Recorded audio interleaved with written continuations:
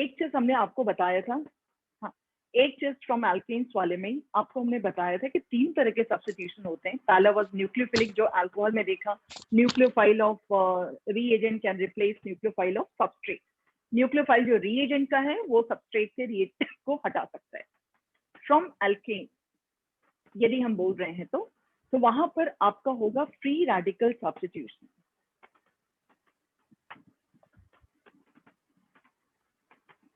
ठीक है, free radical substitution जब आता है ना बेटा यहाँ पर इसमें, तो आपको ये एक्सपेक्ट करके चलना होगा कि ये जो सनलाइट आप देख रहे हो Cl, ये चीज है, ये तुम लोग को पिछले क्लास में हम बताने की कोशिश किए थे, जल्दी से बता दो ये टूटेगा कैसे। बेटा आप बता सकते हो ma'am? Homolytic.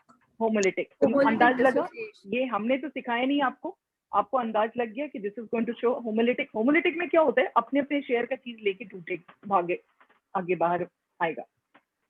And this reagent is called free radical. जिसपे कोई चार्ज नहीं होता है टूटने के बाद ना, उसको फ्री रेडिकल बोलते हैं। अब ये क्या करेगा, इसको भी बोलेगा वैसे ही टूटने के लिए, ध्यान रखना, it's going to force it to break in the same design, ऐसे वैसे ही टूटने के लिए बोलेगा होमोलिटिक डिजाइन में। समझ आ रही है बात? होमोलिटिक डिजाइन में टूटेगा, so this is also going to have free radical. मतलब अपना होमोलिटिक में क्या होता है कि आप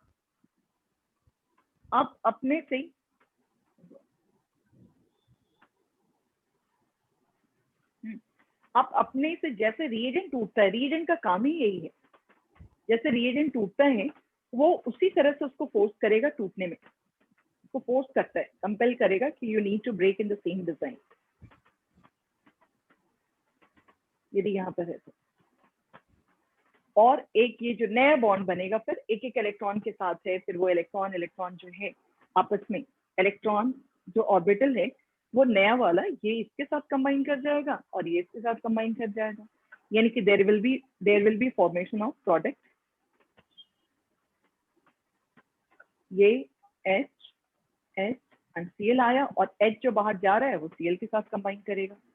दिस इज रिपोर्टेड एज, ये इसका नाम क्या है, सनलाइट। ये तुमको याद होगा, ये 11th में भी किए थे आप। हेलो एल्केन्स बन गया। From alkanes it is very simple. इसके साथ केवल एक छोटा सा प्रॉब्लम है, ये जितना सीधा दिख रहा है उतना सीधा है नहीं, बहुत हाइपर है। Discontinuous, what's the meaning of continuous? बेटा बोलिए, कंटिन्यूस मतलब क्या?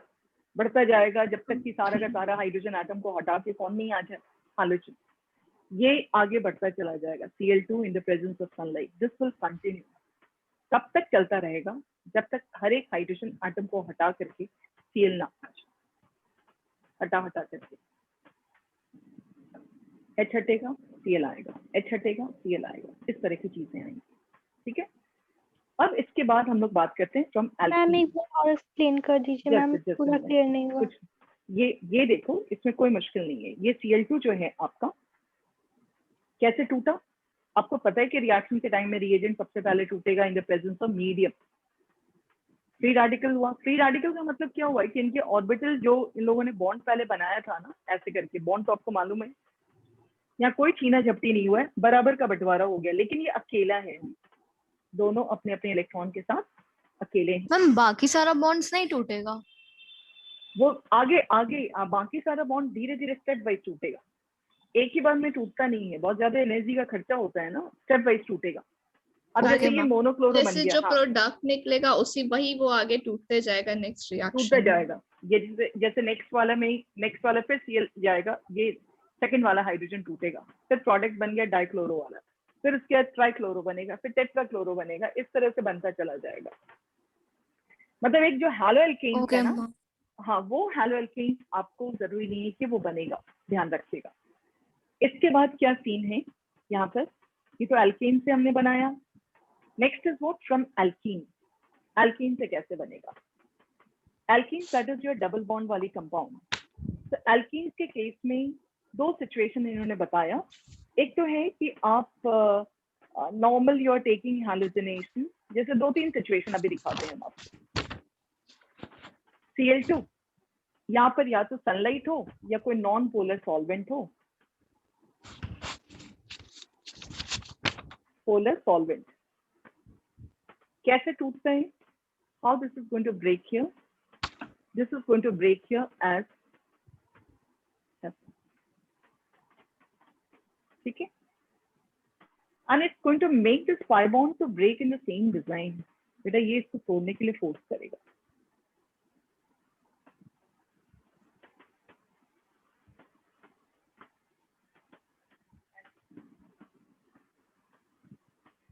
एक इलेक्ट्रॉन इस सी पर, एक इलेक्ट्रॉन इस सी पर, वापस जैसे पाई बॉन्ड, ये सिग्मा बॉन्ड हुआ, ये पाई बॉन्ड हुआ, ये लोग टूट के तैयार है।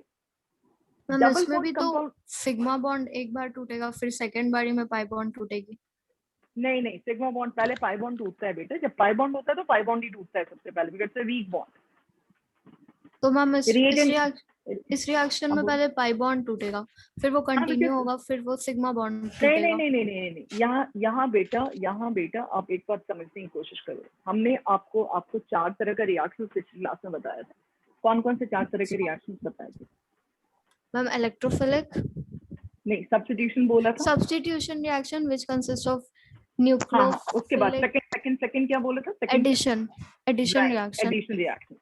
दिस फिर एडिशन रिएक्शंस कहाँ होता है, पहले ये बात समझ लो। Where do you find addition reaction? Addition का मतलब साउंड क्या करता है? पूरा का पूरा रिएजेंट ऐड हो जाएगा अक्रॉस डबल बॉन्ड। पूरा रिएजेंट का हिस्सा, यहाँ सब्स्टिट्यूशन नहीं होता है, पूरा का पूरा हिस्सा इसके अगल बगल, पाई बॉन्ड के अगल बगल जुड़ जाता है। That is called addition reaction. Try to recall, these things were taught in 11th standard. पूरा अच्छे से 11th में हुआ था ये चीज। आपका ये जो Cl बॉन्ड टूटा है होमोलिटिक, एक एक इलेक्ट्रॉन के साथ है, ये सबसे पहले जहां भी पाई बॉन्ड होता है, पाई बॉन्ड अपने आप होमोलिटिक डिजाइन में टूट जाएगा। पाई एंड सिग्मा में, if pi is there, first pi bond will be breaking in the presence of sunlight and or CCl4। ठीक है, पाई बॉन्ड टूटा, सिग्मा बॉन्ड को कुछ नहीं होगा, because sigma bond is comparatively very strong bond. जब पाई है तो पाई के रहते हुए क्यों सिग्मा टूटेगा? टूटा, वही वाली स्टेटस आ गई, दोनों के ऊपर फ्री रेडिकल वाली सिचुएशन। अब ये जनाब इस Cl को बुलाएंगे, ऑपोजिट स्पिन वाला जो रहता है इस Cl को बुलाएगा, यहाँ इस Cl को बुलाएगा। तो वी आर गोइंग टू से here CH2Cl, CH2Cl। This is your 1,2 dichloroethane.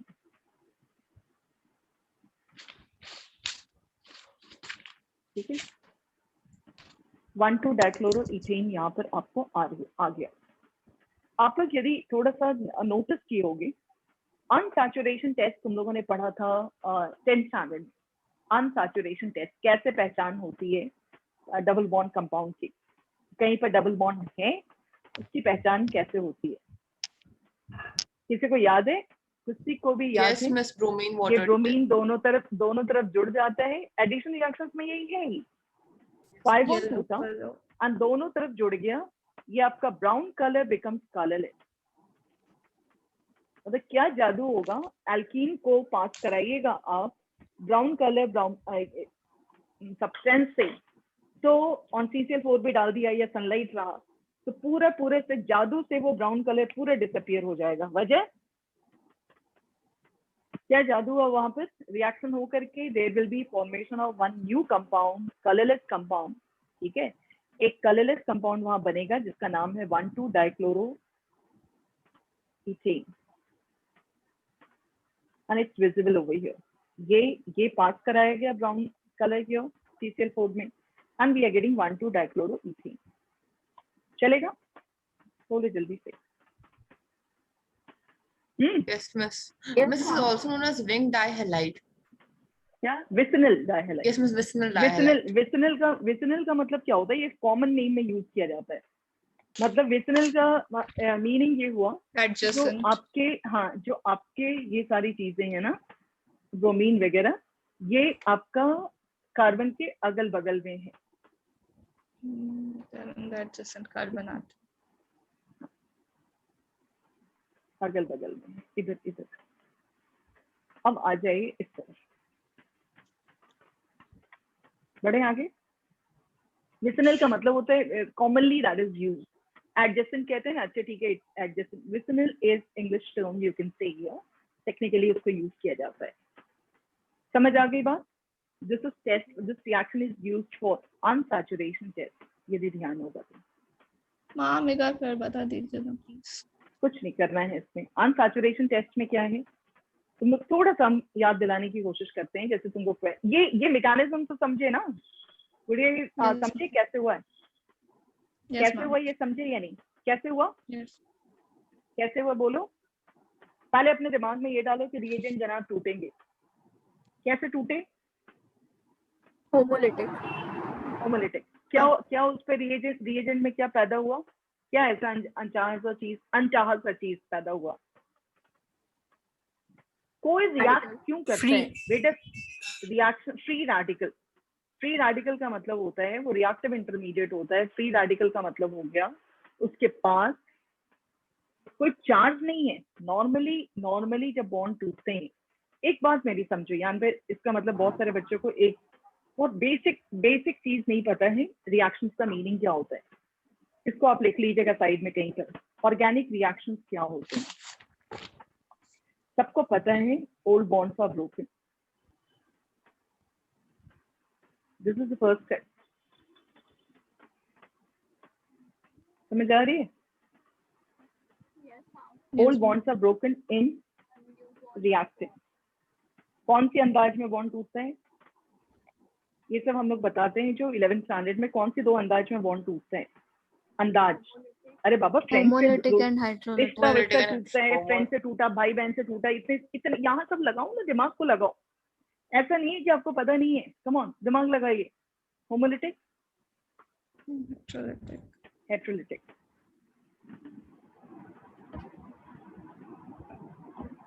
एक तो बराबरी से, दूसरा क्या हुआ, छीना झपटी। मतलब तुम देखो कि आप बेटा घर में भी रहते हो, तुम लोग रिलेशन में भी देखा है, अब तो इतने बड़े होशियार हो गए, बहुत दोस्तों से झगड़ा भी हुआ होगा आपको। वजह तो देखो ना, जरूर एक कोई बेईमानी की चीटिंग कर रहा होगा, इसकी वजह से छीनने की कोशिश कर रहा होगा। अब वो अच्छे से बॉन्ड टूटता है, यानी कि वो रिलेशन टूटता है, फिर आपको उससे बात करने का दिल नहीं करता है। कुछ लोगों से है कि आपको लग रहा है कि यू आर नॉट एंजॉइंग, तो अपना अपना शेयर लेकर के हट जाते हैं। होमोलिटिक कब होता है, जब दोनों लोग जो हैं बराबर के टक्कर के हैं। तो वहां कोई इसमें, जैसे भाइयों में भी बंटवारा होता है, यदि both of them are honest या both of them are super duper बेईमान, तब बराबरी से बंटवारा होगा। लेकिन एक जहां थोड़ा ऑनेस्ट हुआ एंड सेकंड इज एक्सट्रीम शैतान, तब तो आपका हेट्रोलिटिक होगा। यही दो होता ही है। अब बॉन्ड टूटने के बाद क्या होगा, second step, this is first step, there is formation of reactive intermediate. जब बॉन्ड टूट गए ना, there is formation of reactive intermediate. This is very important. अभी 4 चैप्टर्स में ऐसे ही गप मारेंगे इसके बारे में, रिएक्टिव इंटरमीडिएट बोलते रहेंगे। और यदि आपको थोड़ा भी अंश इसका नहीं मालूम है 11th स्टैंडर्ड का, तो आप भटकते रहोगे, अनचक्कर में रहोगे कि हम कैसे केवल रट्टा मार के चले। Formation of reactive intermediate, right. What are those reactive intermediate जब बॉन्ड टूटा है, कौन कौन है रिएक्टिव इंटरमीडिएट, कोई बोलो। दामानी से बोलती है कोई, काला फ्री रेडिकल है। फ्री रेडिकल किससे पता, होमोलिटिक की वजह से। होमोलिटिक की वजह से क्या पैदा लेगा, जैसे Cl टूट रहा है, Cl टूटेगा, ये बॉन्ड आपका अपने अपने शेयर का लेके जाएगा, this called free radical. Heterolytic टूटेगा, जैसे HCl, तो Cl चीटिंग करेगा इसको लेकर के, H के पास प्लस चार्ज और Cl के पास negative charge. This is going to make, heterolytic is going to make electrophile बोलो, कार्बन के ऊपर carbocation is carbon carrying positive charge, वो तो स्पेसिफिक हुआ, but that is electrophile. And जिसके पास ज्यादा होगा, जो छीन के भाग रहे हैं, इट्स न्यूक्लियोफाइल। ये एंड यही रिएजेंट जो पैदा हुए हैं, ठीक है। Third step, this is first, second and third step. Reactive intermediates make new arrangement, rearrangement of reactive intermediate, rearrangement of reactive intermediates by making a new bond.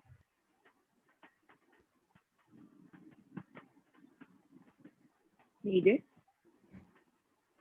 by making a new bond. ठीक है, नया bond बनाने की कोशिश करते हैं, rearrangement of reactive intermediates by making a new bond.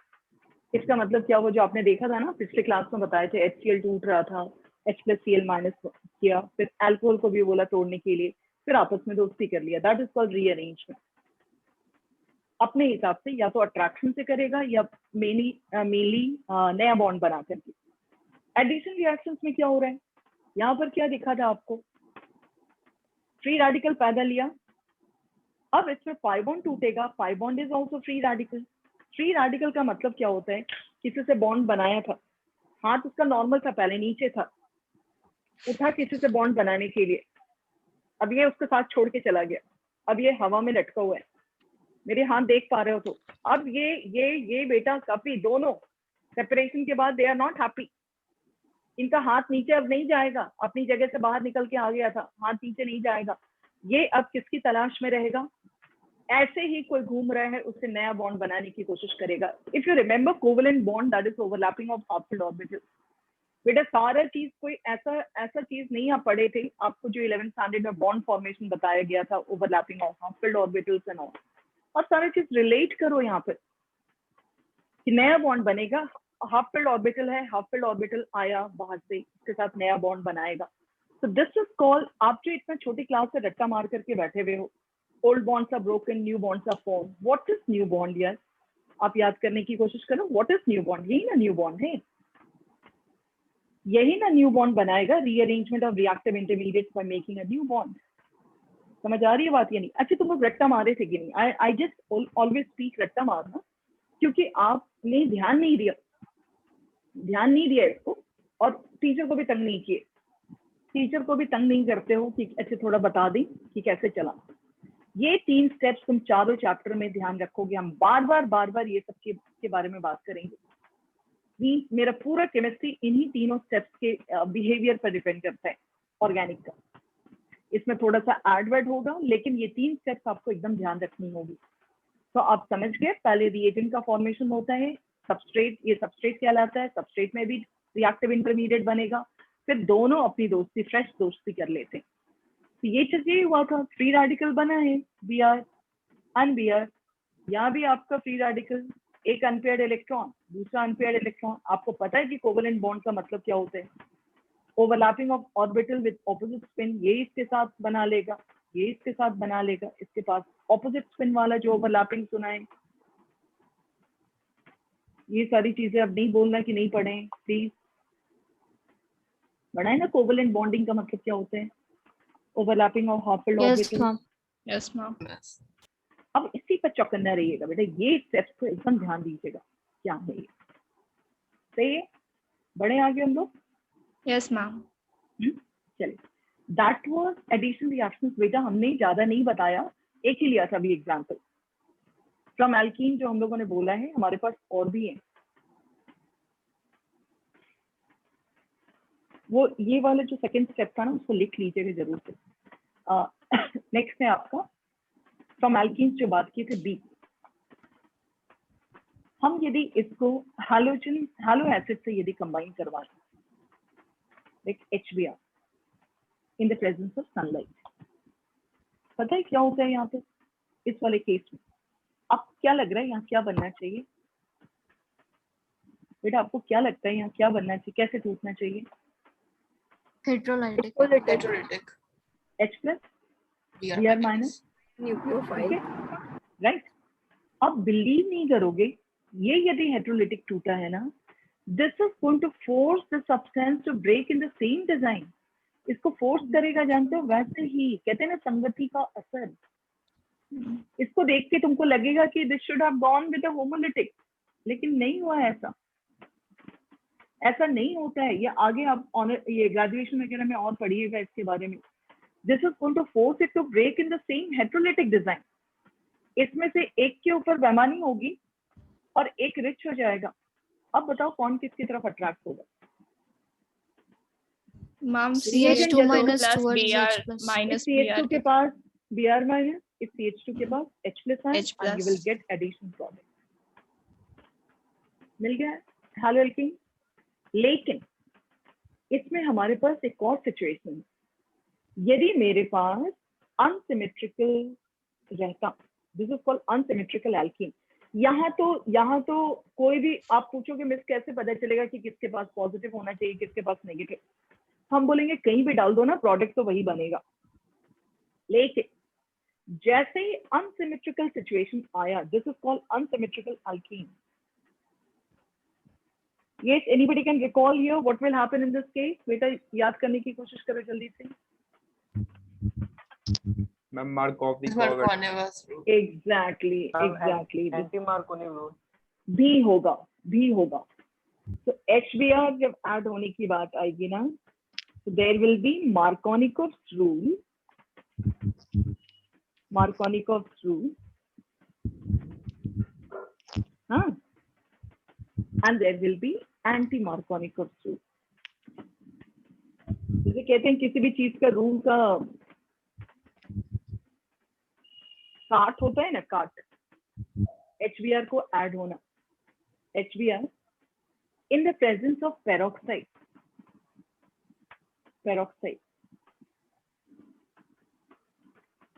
ठीक है। Anybody can say here what was the rule here? किसी को थोड़ा भी याद है?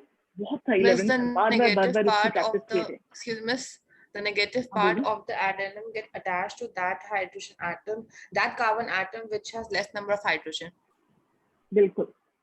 And peroxide के सामने क्या होगा? In the presence of peroxide? It will be the opposite. The minor one will be the major one. Yes, बेटा Markovnic rule, that is a simple rule. इसके मैकेनिज्म हम लोग किए थे 11th में पूरा बड़े स्केल पर।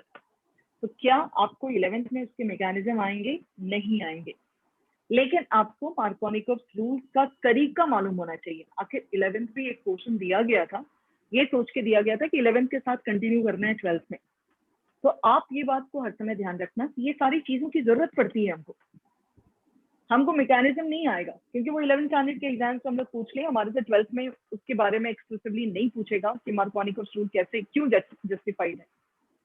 इसके हिसाब से हम अभी स्टेटमेंट लिख देंगे, जिनका मिस हुआ है वो स्टेटमेंट को लिखे रहना, क्योंकि हमको चैप्टर्स में केवल इसी में नहीं बहुत जगह पे जरूरत पड़ेगी। During addition of unsymmetrical alkene to unsymmetrical reagent, तो हमें को आज मुश्किल हो रही है नेक्स्ट। तो nucleophile gets attached, this is called nucleophile. ये जैसे न्यूक्लियोफाइल था ना, ये इलेक्ट्रोफाइल था। न्यूक्लियोफाइल पाई बॉन्ड टूटेगा जैसे यहाँ टूटा है, और ये फोर्स करेगा उसको वैसे ही बेईमानी करके टूटने का। ये न्यूक्लियोफाइल उस कार्बन से जुड़ेगा जहां पर हाइड्रोजन के नंबर्स कम हैं, यानी कि this is going to mean CH3 CH Br। इस वाले केस में एंटी मार्कोनिकोव इज व्हाट, ये खराश इफेक्ट भी इसको बोलते हैं। ये जस्ट उल्टी बात करता है किसी के प्रेजेंस में। ये कहता है कि इन the presence of peroxide just opposite, nucleophile जुड़ेगा उस कार्बन के साथ जिसके पास हाइड्रोजन ज्यादा है। It is going to get attached to that carbon which contains more number of hydrogen, ठीक है। तो जिसके पास हाइड्रोजन ज्यादा है उससे जाकर के जुड़ेगा, ये बात को ध्यान रखिएगा। It's going to get attached as what? CH3 CH, इसके पास कौन आ जाएगा? Br, sorry, H and CH2B. So this is your 1 bromopropane, 1 bromopropane,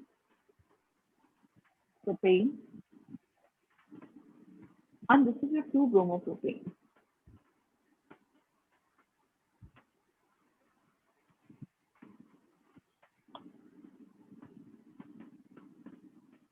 ma'am Markovnic rule एक बार बता दीजिए ना। लिख रहे हैं हम, चलो हम लिखते हैं सब पीछे।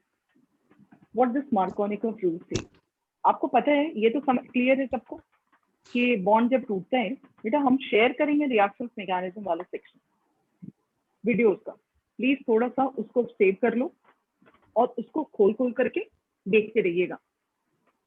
We cannot take whole thing of 11th standard, लेकिन जब वीडियो है तो उससे एक फायदा थोड़े या मैकेनिज्म वाली एरिया यदि आपके पास कॉपी में नहीं लिखी हुई है बेटा उसको जरूर से लिख लीजिएगा, because it's going to protect you, पूरा प्रोटेक्ट करेगा चारों चैप्टर्स के साथ।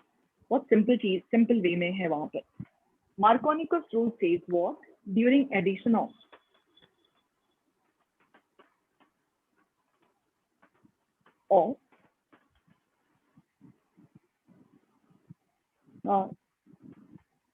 क्या unsymmetrical reagent to unsymmetrical substrate,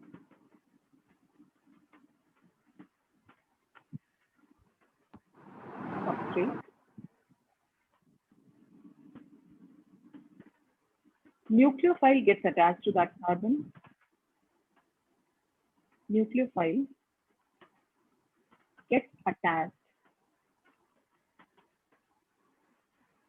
to that carbon atom across double bond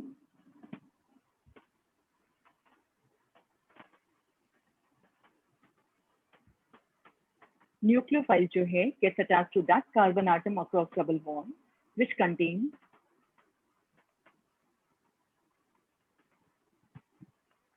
less number of hydrogen atoms.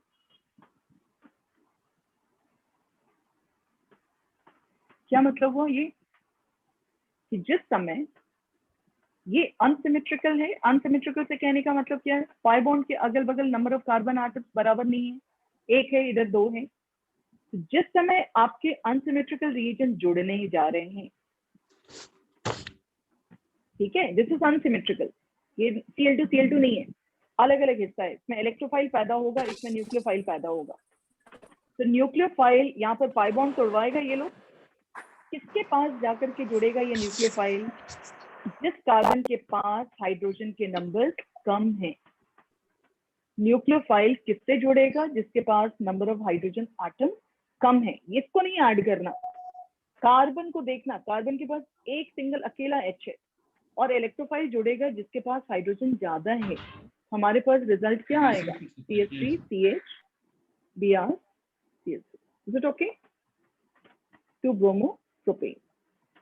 जो लोग भूल चुके हो एक बार फिर से देख लिया होगा। अब एंटी मार्कोनिकोव क्या है, जस्ट ऑपोजिट बात करते हैं।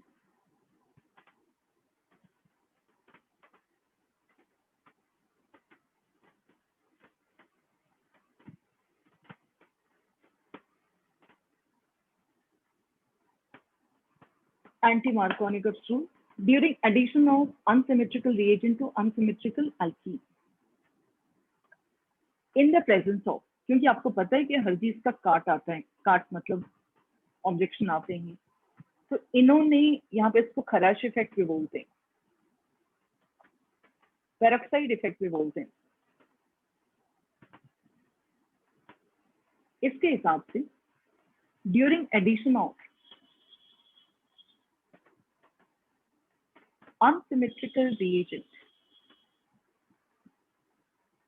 हम शॉर्ट फॉर्म में लिख रहे हैं, unsymmetrical reagent to unsymmetrical substrate, एक ऐड होगा यहाँ पर in the presence of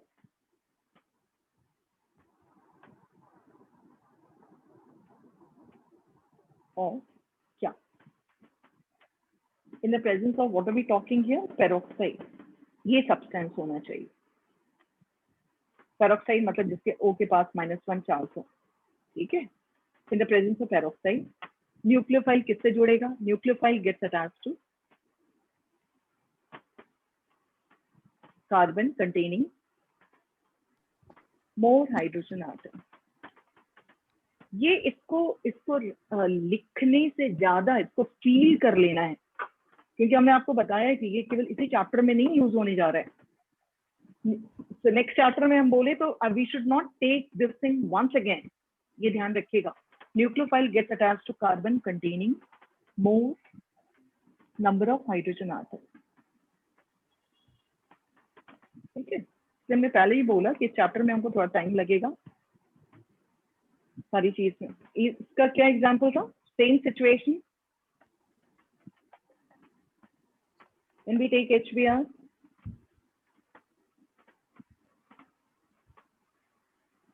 H plus Br minus, किधर Br जुड़ेगा, किधर H जुड़ेगा, इस C के साथ ये वाले Br एंड इस C के साथ ये H।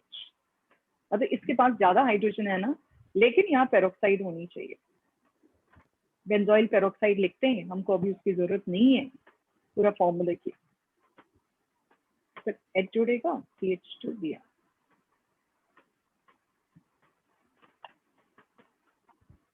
सही है,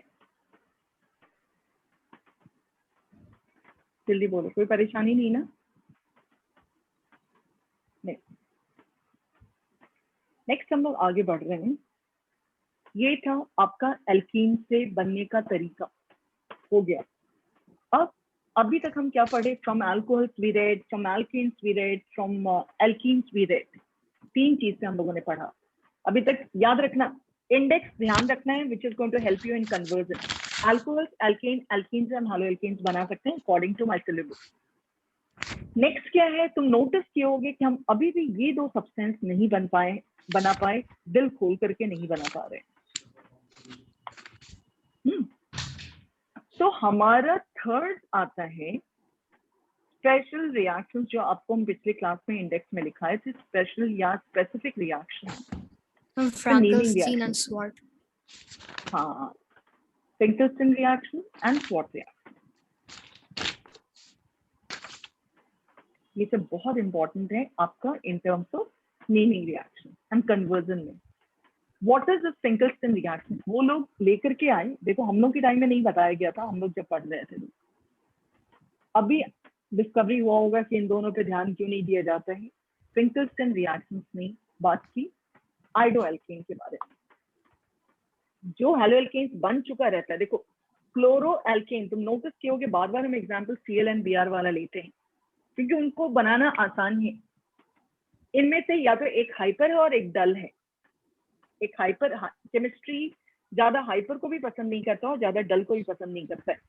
डल उनका नुकसान पहुंचाएगा एंड ज्यादा हाइपर, जैसे देखो हम लोग कितने मॉडरेट है। Moderate in what sense?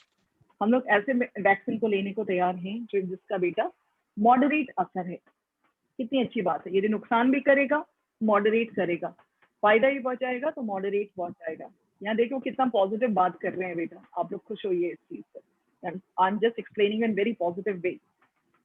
And जो स्पुतनिक है वो 92% असर दिलाएगा। तो जैसे यदि वैक्सीन का नेगेटिव असर है ना, यदि लोग कहते हैं ना कि vaccine can harm also in long run और व्हाटएवर इट इज, कौन ज्यादा हार्म करेगा? जल्दी से हमको बता दो, बोलो तो सही। Which is going to, have you heard about all these vaccinations? Hello, No, ma'am. Yes, ma'am. तुम लोग वैक्सीनेशन नहीं सुना है कोई भी? तो आजकल तुम लोग एकदम कान नाक आंख सब बंद कर दिए हो। बेटा वैक्सीन का क्या क्या नाम है? हाँ, ये बच्चा सब केमिस्ट्री पढ़ने वाला। Covishield, Covaxin, Covishield ma'am Covaxin, Covishield और कौन कौन सा वैक्सीन है बेटा? स्पुतनिक कौन सा? आपको पता है कितना असर करेगा ये कोविशील्ड एंड कोवैक्सिन? कितना इफेक्टिव है?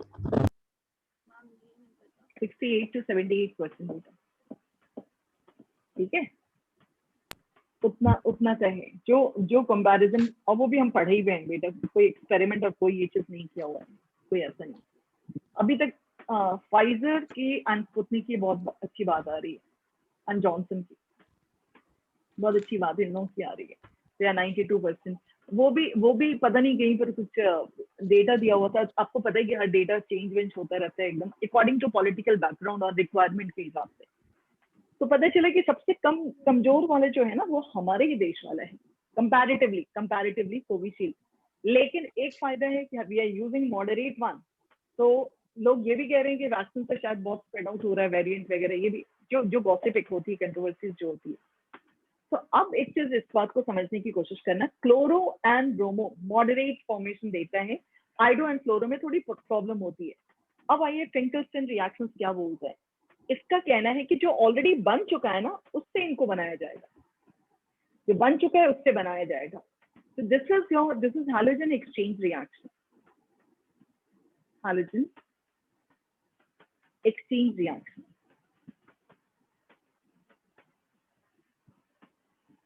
reaction in which haloalkanes, this is halogen, I said this is halogen exchange reaction, in which chloro and bromoalkanes are converted into, exchange का मतलब समझ रहे हो ना, chloro and bromoalkanes are converted into iodoalkane. Iodoalkane in the presence of sodium iodide, NaI in dry acetone. ये बात समझ रहे हो? This is halogen exchange reaction in which chloro and bromoalkane are converted into किस चीज में?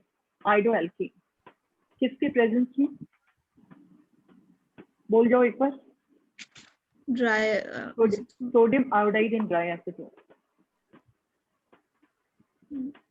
बढ़े आगे. इस केस में क्या मीन कर रहा है वो देखो और कैसे हो रहा है. This is normal nucleophilic substitution. Bromo, I am taking example, बहुत क्लोरो ले लिया, क्लोरो या ब्रोमो जो भी है. NaI. Frankenstein is a nucleophilic reaction. वो खुद देखो ना, आप खुद देखो, आप खुद पहचानने की कोशिश करना है, ठीक है. NaI टूटा, ड्राई एसीटोन यहाँ पर है. This is very important catalyst. Yes, इसका भी यूज हम लोग पढ़ेंगे अभी. टूटा ये मतलब कि तुम्हारे फर्स्ट चैप्टर एंड होते होते, सेकंड चैप्टर होते होते आपको खुद तोड़ फोड़ वगैरह सब जो है ना, कैसे टूटता है, कैसे फूटता है ये, और क्या प्रोडक्ट बनेगा. Your brain will start working on its own. Na plus and I minus हो गया. ये जनाब चले इसको तोड़ने के लिए.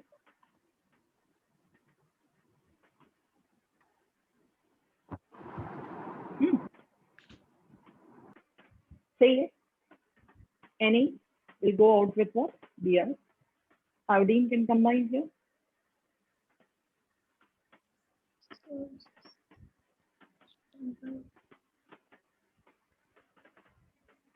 NaBr. Right. This is iodoalkane. And this is the sodium bromide.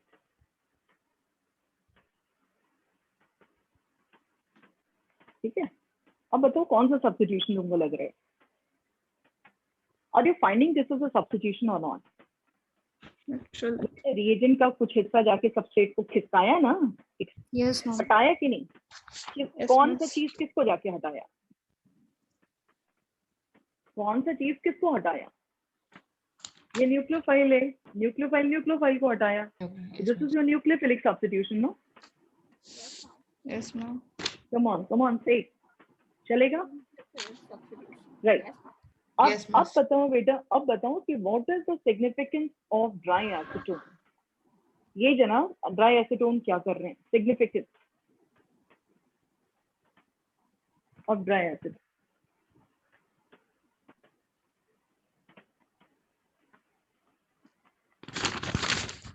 हाँ, सोचो क्या करेगा ये dry acetone. This is going to, ये ऑर्गेनिक सब्सटेंस है, ये इसको डिसॉल्व कर लेगा. किसको डिसॉल्व करेगा? Organic dissolve in organic. जैसे जैसे बन रहा है आपका आधा टाइम प्रॉब्लम क्या है कि रिएक्शन रिवर्स हो जाएगा ऑर्गेनिक के समय में, मतलब दिस इज हेडेक. तो ये जनाब क्या करते हैं, ये ड्राई एसीटोन आयोडोएल्केन को अपने अंदर डिसॉल्व करेंगे, डिसॉल्व हो जाएगा.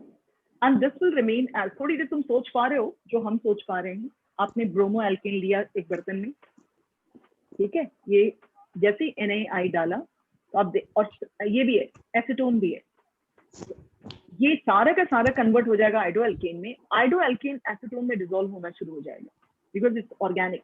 This is also organic. ये इनऑर्गेनिक है, ये डिसॉल्व नहीं करेगा तो नीचे जाके सेटल कर जाएगा यहाँ. अब इसको छान करके निकाल लिया जाएगा. तो वो जो एक टेंशन था कि वापस चला सकता है, वो वापस नहीं जाएगा। क्यों नहीं? क्योंकि इन दोनों का साथ ही नहीं होगा। इन जब तक केमिस्ट्री में इंटरेक्शन नहीं हो तो रिजल्ट नहीं आएगा। So this is not going to come back. So what are we going to say here? What dry acetone does? Dry acetone dissolves.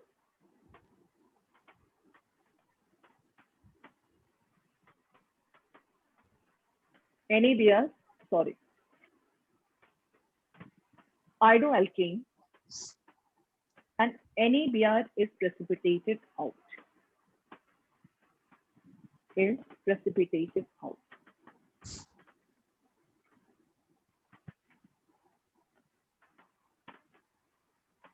Results in नहीं क्या बोलेंगे? Hence precipitated out, hence reversible reaction is avoided. What is avoided? Hence reversible reaction is avoided. Precipitated out का मतलब समझ में आ रहे हो? नीचे जाके जम जाएगा। Reversible reaction is उन दोनों को मिलने ही नहीं दिया जाएगा, is avoided. जल्दी बोलिए, क्लियर है? Yes, ma'am. Yes, miss. ठीक है। Significance of dry acetone, ये बात समझ में आ गई। नेक्स्ट आते हैं हम लोग, जैसे हाइड्रोएल्केन्स की बात हो गई है एंड कैसे आइडोएल्केन बनेगा। अब हम लोग किस चीज को बनाएंगे? Spot reaction. Z भी लिखा हुआ रहेगा, स्पॉट रिएक्शन रहता है कहीं कहीं पर ना, आपका वो लिखा रहता है SWARTZ भी लिखा हुआ दिख जाएगा। तो दैट्स अ नेम, डिपेंड करता है एरिया वाइज कैसे प्रोनाउंस। क्या बोलो? मैम फ्रैंकेनस्टीन रिएक्शन सिर्फ आयोडीन के लिए होता है ना? हाँ, केवल वो साइंटिस्ट का नाम जब जहाँ आ गया तो ये बात को ध्यान रखिएगा कि वो आपका फिर कॉपीराइट हो जाता है। ये बात को हर समय ध्यान दीजिएगा बेटा, कॉपीराइट होता है और इसके लिए हमको थोड़ा सा केयरफुल रहना पड़ेगा। फिर समझ रहे हो? कॉपीराइट से कहने का मतलब है कि आइडो है तो वो केवल आइडो बनाने की कोशिश करेगा, नथिंग है। आप इस पर आइए, स्वॉट रिएक्शन पर आइए। स्पेलिंग आपको नजर समझ में आ रहा है? क्या बोलने की कोशिश कर रहे हैं? SWART, right. कौन कौन सा यूज करेंगे हम लोग? मेटालिक फ्लोराइड वगैरह यूज किया जाता है, इसमें लिखेंगे हम लोग। दिस इज हैलोजन, पहला पॉइंट हैलोजन एक्सचेंज रिएक्शन। ये पॉइंट आपका लिखना चाहिए, लिखना होगा। Reaction in which fluoro and RCl and RBr are converted into fluoroalkane, into RF, किसके प्रेजेंस में? RF in the presence of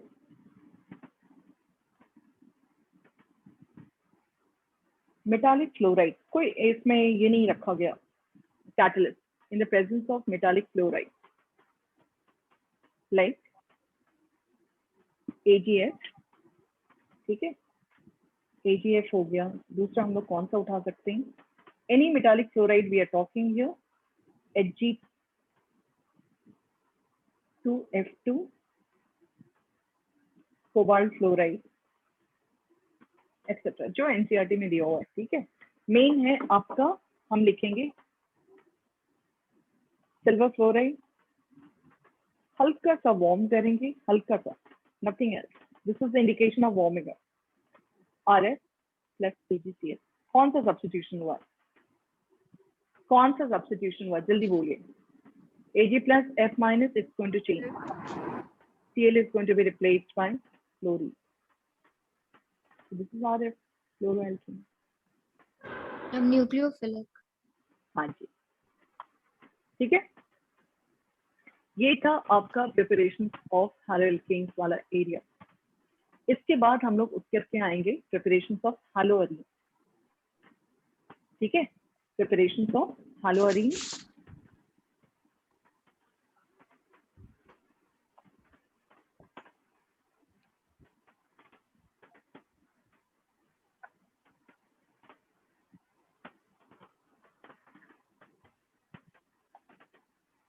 Preparations of haloarenes when you are talking here, it mean किस चीज को बनाने की बात आ रही है?